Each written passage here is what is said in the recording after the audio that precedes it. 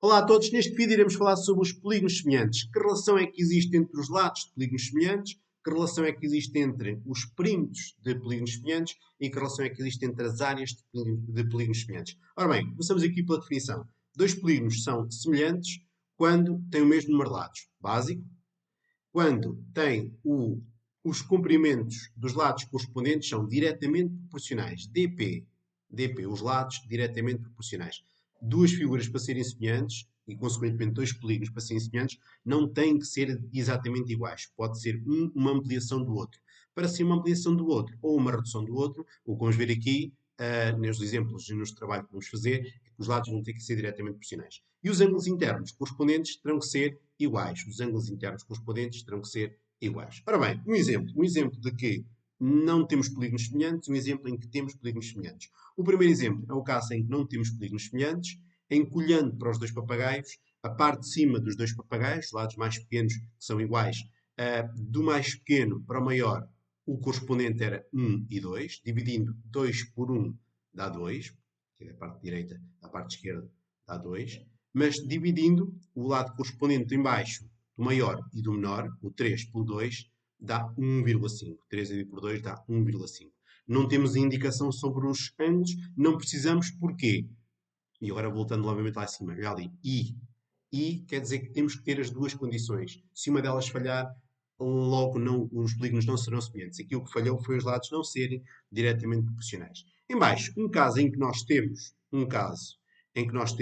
dois triângulos que são semelhantes, irei fazer um vídeo sobre os triângulos semelhantes, explicando que não precisamos disto tudo que está aqui, não precisamos destas condições todas. Os triângulos são especiais e não precisamos das condições todas, mas para já, seguindo a definição que está ali em cima, confirma-se que os ângulos internos correspondentes são iguais.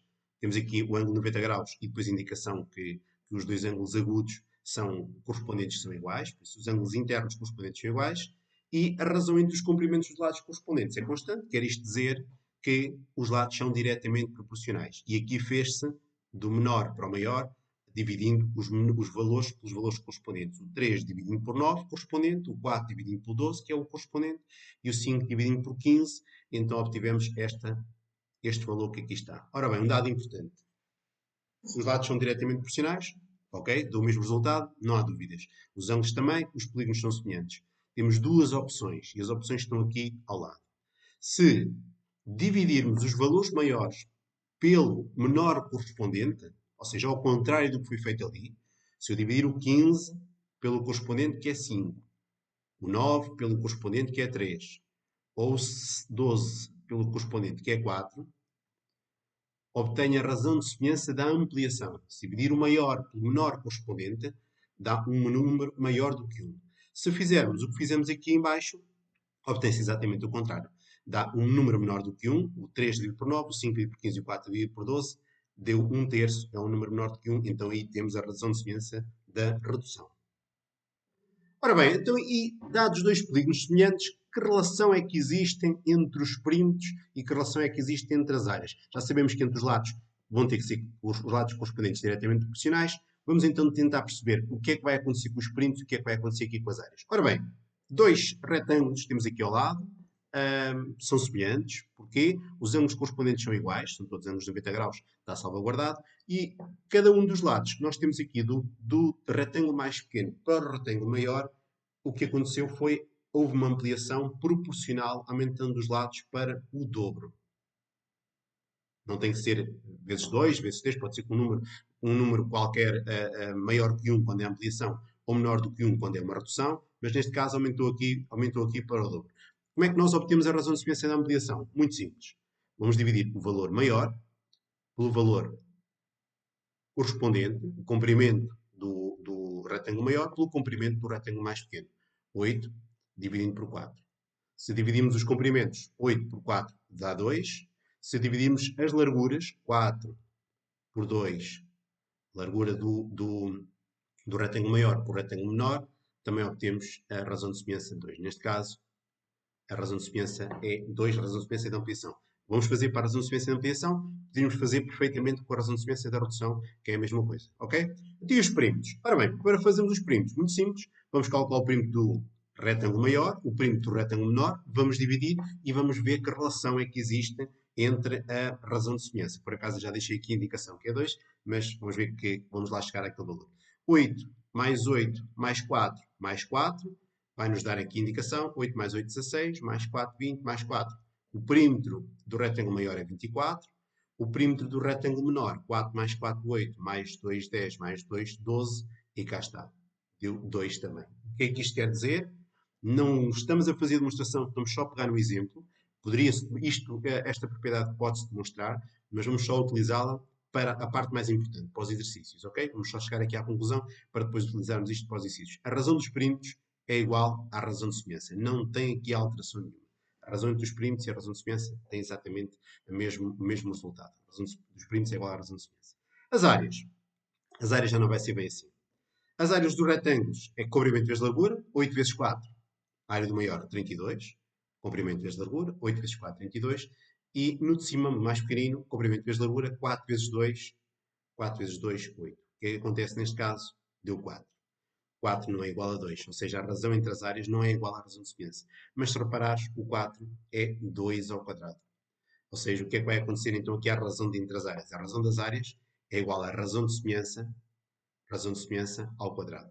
Isto não é a demonstração, isto é só apenas a aplicação aqui num exemplo, para chegarmos aqui às propriedades. Agora vamos sim pegar nas propriedades e utilizá-las em exercícios, em exemplos, para resolvermos aqui alguns problemas, ok? Mas as propriedades são estas. A razão dos perímetros igual à razão de semelhança, a razão das áreas igual à razão de semelhança ao quadrado.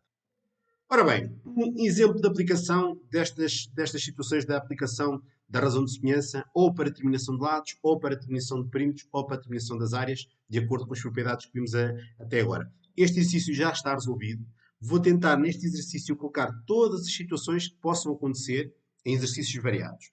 Ora bem, o que é que sabemos dos polígonos? O polígono EFGH daria indicação que é semelhante ao ABCD, ou o símbolo semelhante é assim, okay? Seria semelhante.